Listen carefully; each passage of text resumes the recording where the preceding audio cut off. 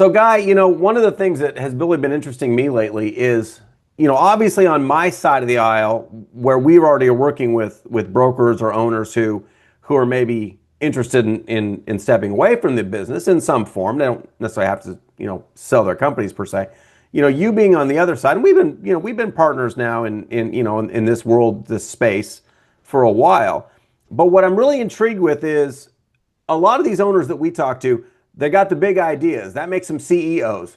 But operations maybe isn't quite their cup of tea, or maybe the big ideas they don't know how to flush that out in such a way. And I'm kind of curious, maybe from your point of view, what you're seeing on the ops side, and then how do you translate that down the road? I hope that question kind of makes sense. So Yeah, I think that's 100% right. So I've been in 1,000 brokerages, maybe more over my tenure in this business, and I'm sure you have too, oh right? yeah. And there's a magic space, right? If you get to 20 million in volume, you're in a really good space. But those 20 million or more, but those 1 to 20 million, they're still Yeah. struggling with operations. They're struggling with the day to day. They're struggling with what am I building? What is my strategic vision? And that's kind of where I come into play to help them articulate that at a fraction of the cost of trying to bring in a full executive team and really build a business. And the Right. business really starts with, are you a broker owner who's still listing and selling, right? Yeah. Like we got to pivot away from listing and selling and becoming more of the day-to-day operator of the organization and taking time or the broker owner should be taking time for themselves each week to try to visualize where they want to be 3 months down the line, Right. 6 months, 1 year, 3 years, 5 years, so that they get to a point where they actually have a discernible idea of what their succession plan is or what their exit strategy can be like. And you see it all the time, Mark, right? Mhm. A broker owner will come to you and say, "Hey, I'm looking to sell my business." And you start peeling back the layers of their financials, and they're responsible for 87% or 80% Yeah. of the business coming in. And you're like, time out. We really need to pivot. You're not ready to Right. sell yet. And Yeah. that's not the No. easiest conversation. Exactly. I tell you something. My rule of thumb is, and we talk about this internally all the time. If the broker owner is contributing more than about 20% of the total volume to the business, they're just not ready. I mean, once you hit 25, 30, 40, 50, 60, 80%, like really what you have is a lifestyle business where you're just fronting all the money to have a bunch of agents and call yourself a brokerage. And I'm not trying to be Right. snarky about that. It's just sadly the truth. We had one, you'll love this one. We had this recently where a broker wanted to talk about selling, which was fine.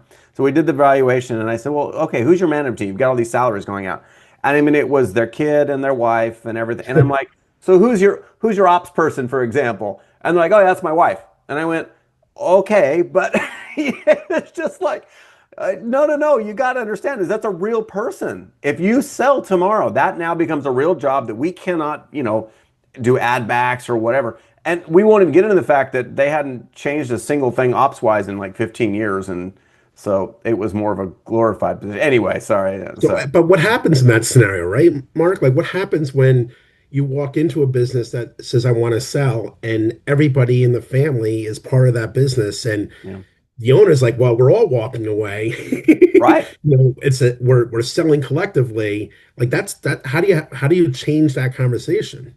Well, I mean, in some senses, you change it very simply by saying the business is almost unsellable because of the very things you put into place to save money. This is the old CPA, joke that we all talk about, which is CPAs are great at learning how to get your tax bill down, but which is precisely the opposite of what you want to do if you want to sell your company. Having all your family members keeps your costs down. That's great. Bring it on. But from a sales point of view, if you don't have those positions filled with competent people who can travel with the company at a later date, it becomes almost impossible. Now, whether you want to bring in, let's say, somebody full time or somebody more like yourself, which to the degree that I think that's it's probably more realistic, having an operational COO or even a CFO or even a CMO who's whether they're fractional or whatever, that's going to be the linchpin to moving down that pathway and making a good amount of money, let's call it, on your smaller brokerage or even your medium-sized brokerage, actually.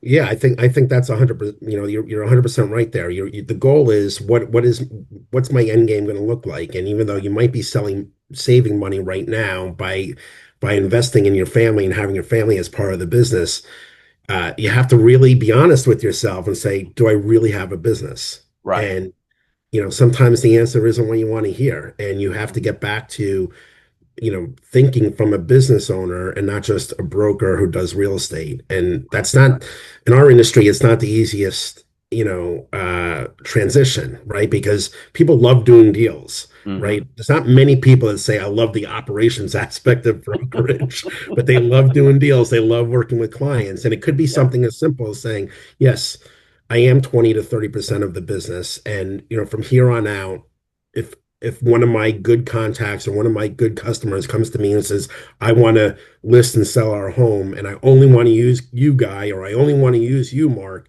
well, I have to bring an agent in and I'll Right. say, hey, I'm going to guide it, but this is really going to be the go-to person. And Right. you have to shift your way out. And that actually is a great way for even real estate agents and agent teams to kind of pivot way and transition out is start doing that referral business. Hmm. Anything that comes in, I get a percentage and you get the majority of the deal.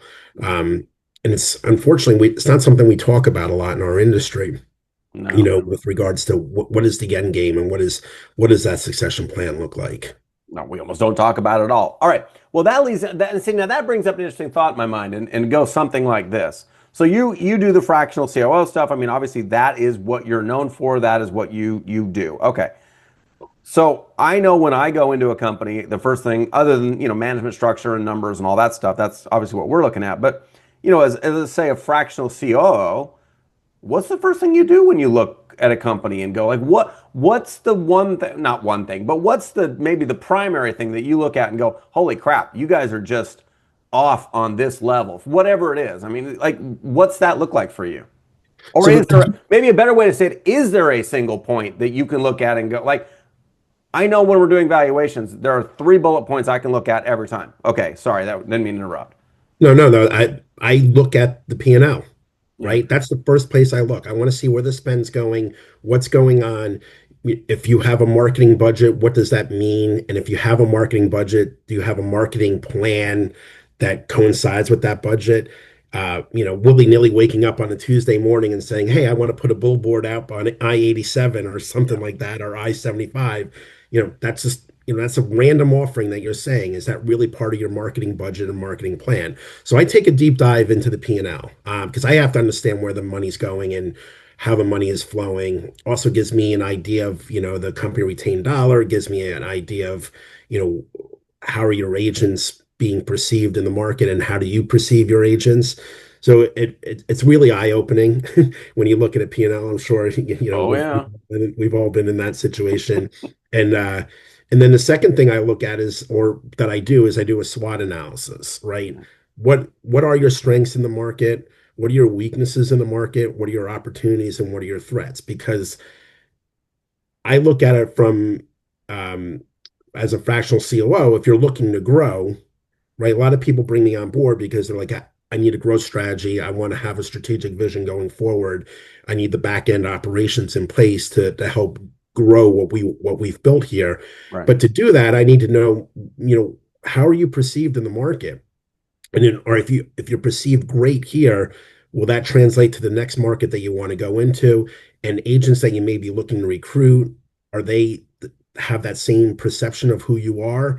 And your agents that you currently have, are they there and being retained because of who you are, or sure, is it something different? So it when you do a simple SWOT analysis, it opens up a lot more and into the aspects of the business, which is huge, yeah, and it allows me to kind of formulate a plan and strategy going forward, and then we build out a plan of, what are we looking to do from your organization? Is it lead gen? Is it operations? Is it everything? Is it cutting down on leases? If you're a yeah, 20 office company and you have one lease yeah, that's 10,000 a month and another that's 2,000 a month. How do we get rid of that $10,000 oh lease? yeah, Right. And, yeah, so a lot of similarities because I think what we're trying to do is give them clarity going forward. Should they ever decide that I'm building this up to exit at some point, but exit with the best numbers. Yeah, it's a running joke, kind of industry wide, which is why isn't every broker thinking to themselves, I want to build my company inevitably to sell it? In other words, like there's no other industry that I know of where an owner doesn't think to themselves, I'm going to sell it someday. And I'm not saying that's the reason you get into business. Those are two very different things. But at Correct. least the knowledge base that someday this is sellable. This industry has never done that. It's, the old running gag is, most brokers literally keep working until they just drop dead face first onto their desk. And that's just not an exit strategy. I mean, No, I don't know what you're seeing. I know what we're seeing. Obviously, we work in slightly different areas of the market, but obviously what we're seeing is the vast majority of the brokers we're talking to right now are more interested in leaving the business than ever before. I can't think of a single time since, and I've been in and around the industry for what, 25 years, something like that, maybe a dribble more. And I've never experienced a time which more brokers have come to me and confidentially said, I just want to get out.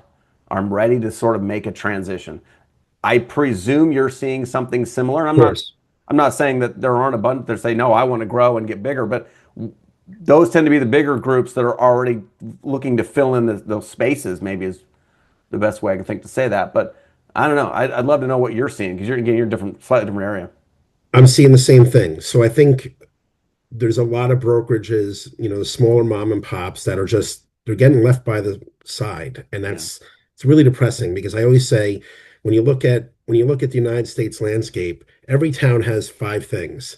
They have emergency services, they have a post office, they usually have a church, they usually have a bank, and they probably have a real estate broker, Hmm. right? Every town in America.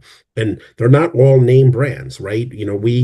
We all think that everybody's a franchise brand or a national brand, but in my town alone, I have three brokerages that are not national brands, uh, and I think they struggle because they don't really have a seat at the table, Hmm. and everything that's going on with NAR and everything that's going on with commissions and clear cooperation, it's being governed by these larger entities, and these individuals are getting left by the wayside. And they essentially got into business because they love real estate. And so they're trying to figure out what makes sense. Now, I do think there's a good amount of companies out there that are looking for those opportunities to grow. There's certainly, our whole industry is feeding off of that right now, but there are a lot that are looking for that exit strategy. And to your point, my dad was an entrepreneur. He owned his own seafood store.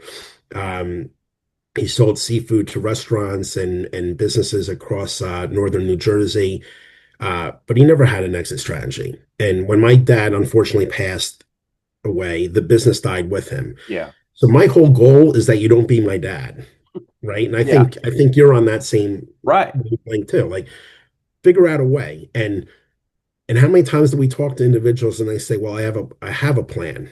I go, "Okay, well, what's your plan B?" Yeah. What do you mean? What's your plan C? Because you don't always know what's going to happen. The largest deal I did when I was with a um, call banker on the call banker side at Realogy was a plan B, which Really. was a reverse M&A. That was the largest deal I did. And the first deal fell apart, Of and the course. second deal became what happened. And now that company is skyrocketed to a $20 million a year business. Yeah. So it's always important to have options, to think things through. And we are seeing a landscape where companies, they may want to exit and still don't know how to exit and may not. And if I call them up to ask them if they're looking to exit because I may have a buyer for them, they don't even know how to handle that call. Oh, Like they don't even know how to have that conversation, which is really, really surprising because it should be ingrained. It should be something that NAR is teaching. It should be something that the MLSs and the associations are teaching, but they don't want to do it. They're not getting that deep in the weeds with it. yeah. It's funny you say that because and again, I've said this repeatedly to internally, our team is, I don't understand a broker who just says no out of the sleight of hand. Like at the very minimum, and maybe I'm biased in my opinion or whatever, but the realities are it's like at least have the conversation. Like, I get it. If you're I don't know, if you're one of the Anywhere brands and a Remax group calls you or Compass calls you and says, hey, I want to buy you out, I can understand the hesitation.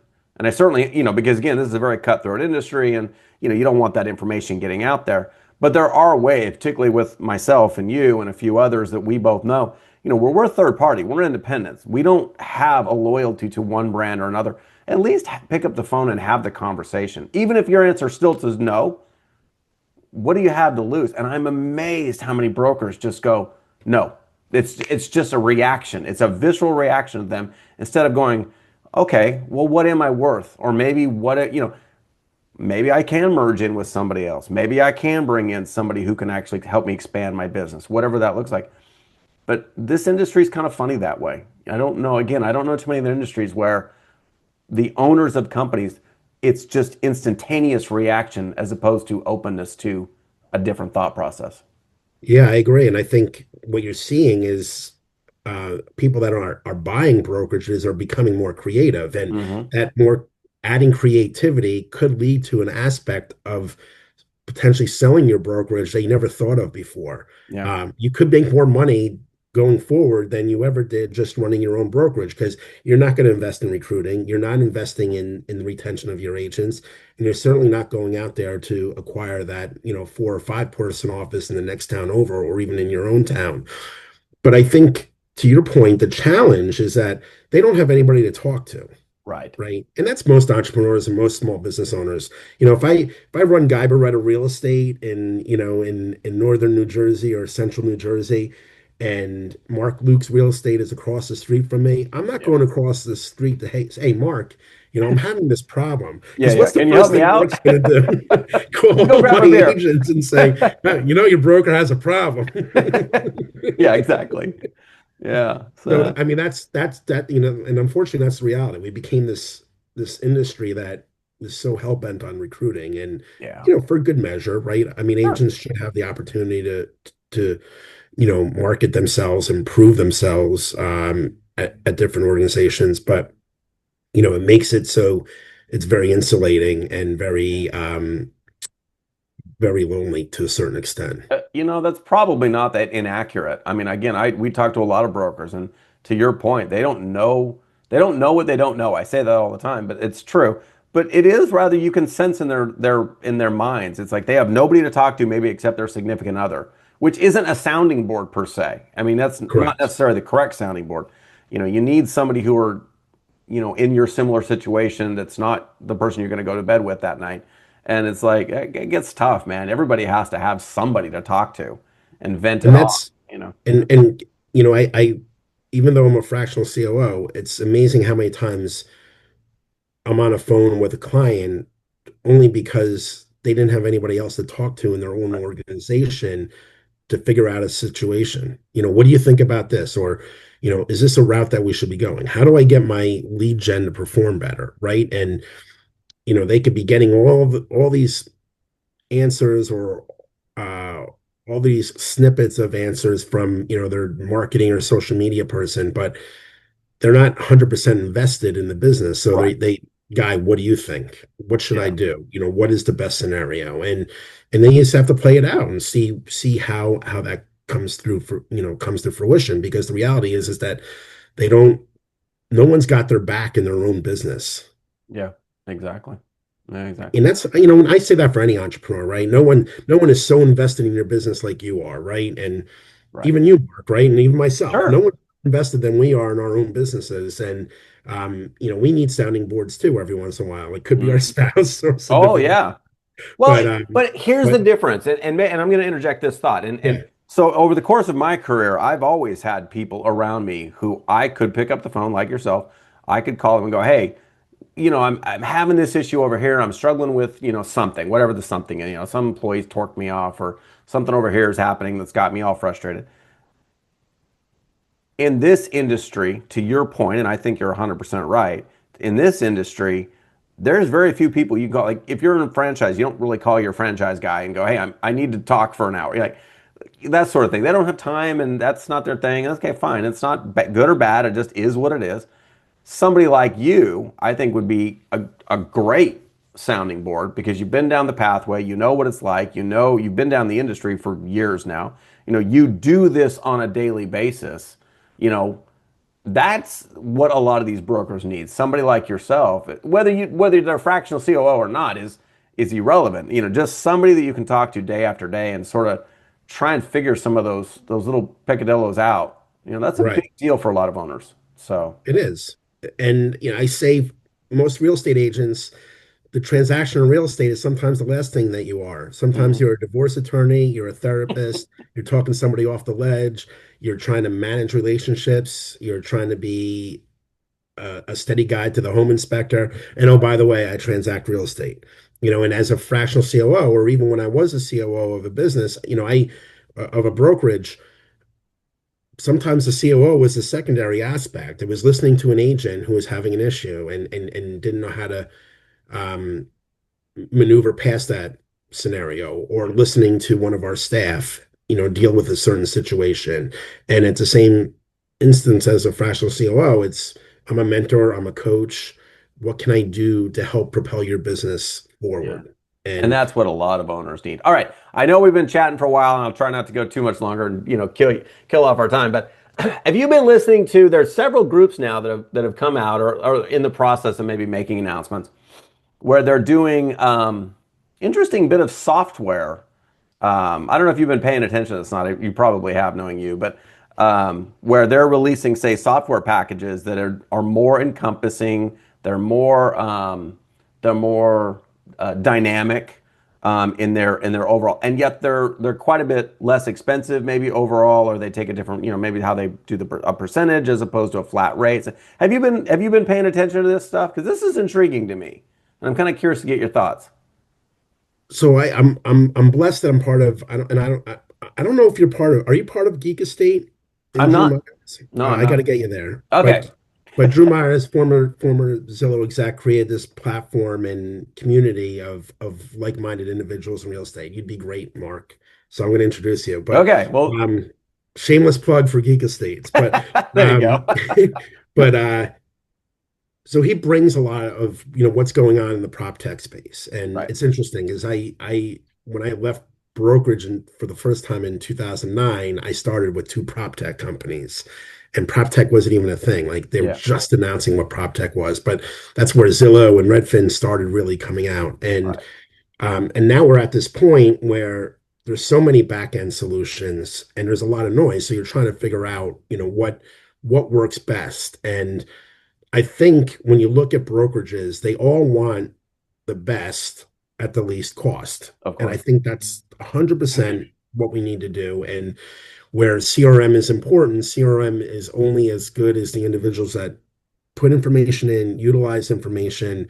And I think they're all looking at these software as a service at the lower cost. Can it drive results for me? So yeah, I'm paying attention to it. I think there's a lot of great things coming out, and that's just another challenge for a broker owner if he doesn't have a COO, is how do you stay on top of what's coming, what's going. We haven't even tackled AI. Oh Lord. We may get to a point where AI is just responding to every inquiry. But the biggest when I look at brokerages, the biggest loss leader, honestly, is lead gen. Yeah. No, I agree. Because they just you're not doing enough with the leads that you're getting in. You always say you need more leads, but you're not doing enough with the leads that you already have coming in. And you have to solve for that first before you could do anything. Yeah. Um, but I Well, think, yeah, the software and where we're seeing it going, and getting away from maybe the licensing aspect, right? You mhm. have 20 licenses, you have 20 Yeah. agents, that's 20 licenses, Right. and just make it, one flat fee, I think is really, really, the future of where our industry is going. Yeah, I think so too. I've been watching that pretty with a fairly strong eye now for I don't know, maybe a year, because that's when I really started seeing some shifts. But I'm glad to see you're seeing it too, because I've been intrigued. I think that could be the next. I don't know if it's a revolution or maybe an evolution of where the industry seems to be going. But there's two or three companies now I've been listening to that are going, yeah, we're going to release a almost like a white label product, where it's everything built into one big product, and it's more self-sufficient. The agents, it's not so dependent on the agents or the broker manhandling it every single day, which, to your point, never gets done by The and large. worst thing in the world is to bring a technology in that doesn't talk to the rest of your technology. Exactly. Zapier literally created a business out of that, Yeah. knowing that technology doesn't talk to each other, and Zapier has built those APIs to make everything talk. Yeah. And uh, instead of have an all-in-one, all-encompassing solution that you could white label that you could use for your brokerage and then even market to other brokerages. I mean, that's a huge win-win. It's a Oh yeah. huge win. Yeah. And for a guy like you, I'm sure when you're going into, is the fractional side of it, the COO side of it, the ops side of it, going in and seeing what kind of packages, because again, in my world, the three things you can almost always get rid of right off the bat when you're talking about ad backs, for example, the tech package, whatever that looks like, their tech stack, their legal, and their marketing. Almost always right off the top, you can start to add those things back in because whatever company buys, company A to company B, generally speaking, those three things are just a wash, Right. out. And so, but those new tech packages, I think, and I'm glad you're watching that because that's good stuff. Yeah, I think we're getting to a point where someone has to create that all-in-one that is so beyond that every brokerage would be a fool if they're not using it, right? And again, it comes down to adoption with the agents, but if you make it so seamless that an agent would be like, well, of course I'm using it, then you're a win, then you're in a great space. I'm working with a brokerage right now, and they we looked at the back end tech stack, and the most important thing was, do they talk to each other, right? We wanted the transaction management system and the CRM, and do they talk to each other? Right. And we gave up on one solution because it was a great solution, but we weren't sure it was, and we knew that it wasn't going to talk to other things Yeah. within the organization. So we went with two separate companies, but it's going well, right? And so that's a win-win. But yeah, I mean that the ability to market operations or more market the back end to other brokerages and say we can handle this for you and take that off the plate of brokerages, that's the future. Yeah. Well, and then they just have to have somebody like yourself step in and, make Just sure make it. sure it works. Yeah, exactly. Make sure it all works. And then No when they're ready, pressure. I'll step in and we'll make sure that they got some No value pressure. there. So, Yeah. all right, bud. Well, look, it's good talking to you. It's been too long, but yeah, let's catch up again soon and see where everybody's going. All right. I appreciate it, Mark. All right, Have a bud. great Thanks. rest of the day. Okay.